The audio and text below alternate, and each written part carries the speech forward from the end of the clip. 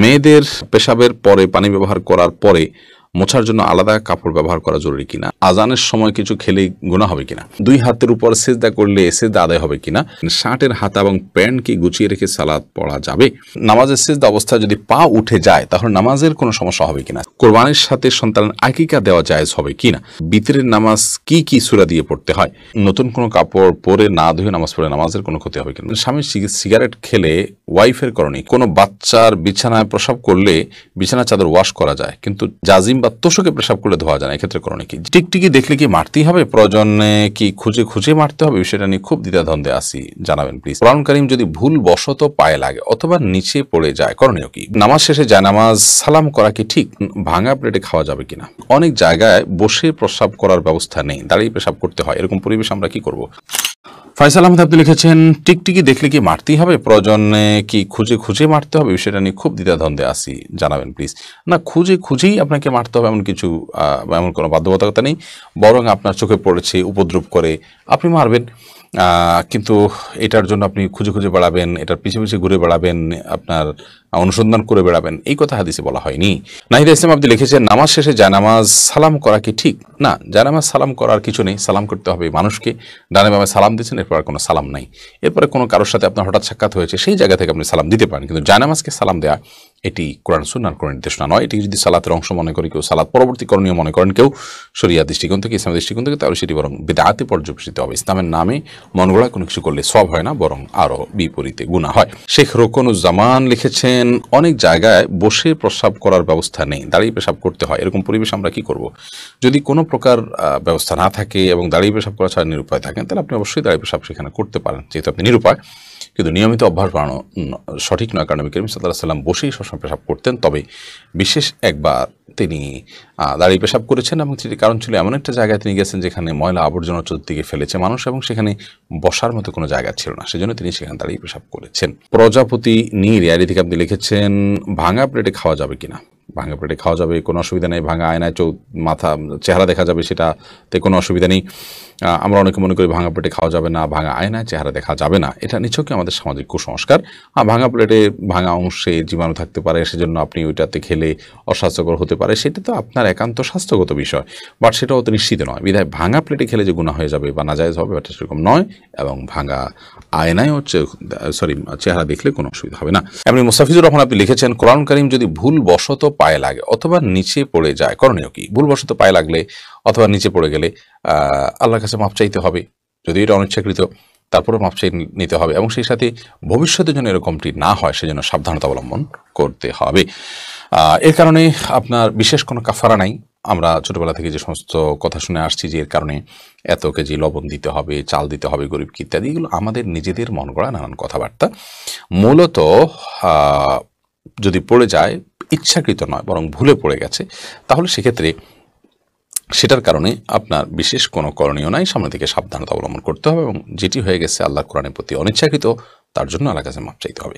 রাসেল ভূঁইয়া আপনি লিখেছেন কোনো বাচ্চার বিছানায় প্রসাব করলে বিছানা চাদর ওয়াশ করা যায় কিন্তু জাজিম বা তোষকে পেশাব করলে ধোয়া যায় না, এক্ষেত্রে করণীয় কি, যেই সব দ্রব্য যে সমস্ত জিনিসপত্র আসবাব ইত্যাদি এগুলোতে পেশাব লাগার পর সেটি পরিষ্কার করার কোনো বই না, সেটা রোদ ইত্যাদি দিয়ে ওটা আলামত দূর করে ফেলতে হবে, এত বেশি রোদ দিতে হবে, এত বেশি আপনার সেটার দুর্গন্ধ দূরের উদ্যোগ করতে হবে যে সেটাতে নাপাকের কোনো আলামত বা নামলেশ নাই, তো এর মাধ্যমে সেটি পাক হয়ে যাবে। বিশেষ করে ফ্লোর, ওয়াল, গাছ এই টাইপের অনেক কিছুই আছে যেগুলোকে ওইভাবে আসলে ধোয়া সম্ভব হয় না, তো সেগুলোতে নাপাকের আলামত যেটি আছে সেটি দূর হয়ে গেলেই সেটি ব্যবহার করা যাবে।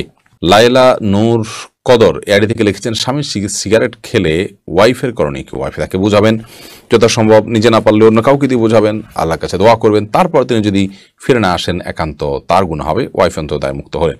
জুলেখা খাতুন আপনি লিখেছেন নতুন কোনো কাপড় পরে না ধুয়ে নামাজ পড়ে নামাজের কোনো ক্ষতি হবে কিনা, নতুন কোনো কাপড় পরলে সেটা ধুয়েই পড়তে হবে এমন কোনো বাধ্যবাধকতা নেই, কারণ নতুন কাপড় মানেই যে সেটা নাপাক, সেটাতে অপবিত্রতা আছে এমনটি তো নিশ্চিত নন আপনি, তাহলে এটি ধোয়াটা বাধ্যতামূলক কেন হতে যাবে। তবে হ্যাঁ, আপনারা যদি নতুন কাপড় কেনার পর দেখলেন যে সেখানে কোনো নাপাক আছে তাহলে ওই জায়গায় সেই নাপাকটা ধোয়াটাই হলো আবশ্যক। অতএব শরীয়তের দৃষ্টিকোণ থেকে নতুন কাপড় ধুয়ে পড়তে হবে এমন কোনো বাধ্যবাধকতা নেই। দিনের পথিক আইডি থেকে আপনি লিখেছেন বিতরের নামাজ কি কি সূরা দিয়ে পড়তে হয়। বিতরের সালাতের প্রথম রাকাতে সূরা সাব্বিহিসমা রাব্বিকাল আলা, দ্বিতীয় রাকাতে সূরা কাফিরুন এবং তৃতীয় রাকাতে সূরা ইখলাস কুল হুয়াল্লাহ পাঠ করা, এটি সুন্নাহ। নবী করিম সাল্লাল্লাহু আলাইহি ওয়াসাল্লাম বিতির সালাতে সচরাচর এই সূরাগুলো তেলাওয়াত করতেন, বিধায় আপনি এই সূরাগুলো তেলাওয়াত করতে পারেন। নবীজুল ইসলাম খান আপনি লিখেছেন, কোরবানির সাথে সন্তানের আকিকা দেওয়া জায়েজ হবে কিনা। কোরবানির সাথে আকিকা না দিয়ে আকিকা আলাদা দিবেন, কোরবানি আলাদা দিবেন, এটাই নিরাপদ। এবং নবী করিম সাল্লাল্লাহু আলাইহি ওয়াসাল্লাম আপনার আকিকার জন্য যে মাসনুন ওয়াক্ত নির্ধারণ করেছেন সপ্তম দিন, কোরবানির জন্য সেটার জন্য অপেক্ষা কেন করবেন? যদি কারো সপ্তম দিনটা কোরবানির দিন হয় এবং সেই দিনে গরুতে তিনি কোরবানির আকিকা একসাথে দেন, হানাফি মাযহাব অনুযায়ী হয়ে যাবে। বাট অন্যান্য উলামা ইকরাম অনেকে নিষেধ করেছেন। নিরাপদ মত হলো এগুলোকে আলাদা আলাদা করে দেওয়া।